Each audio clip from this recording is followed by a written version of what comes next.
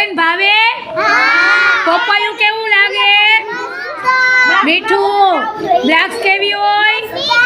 ખાટી મીઠી. સંતરા કેવા હોય? ખાટા મીઠા. તરબૂચ કેવું હોય? મીઠું અને મોરું. બે જાતના તરબૂચ આવે છે. ઓકે. પછી કેરી કેવી હોય? કેરી કેવી હોય? ખાટી મીઠી. પછી આ દાડમ કેવા હોય? મીઠા. ભાવે બધાને દાડમ? સરસ. પછી આને શું કહેવાય? કેળા. કેળામાંથી શું મળે? કેલ્શિયમ. કેલ્શિયમ મળે. શું મળે? ઓકે, કેલ્શિયમ મળે. પછી આને શું કહેવાય? સફરજન. એપલ કહેવાય ઇંગ્લિશમાં. શું કહેવાય?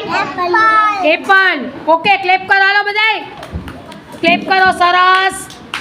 હાલો બધા ક્લેપ કરો. સરસ. હાલો બધાને ઇનામ આપીશ. ઓકે.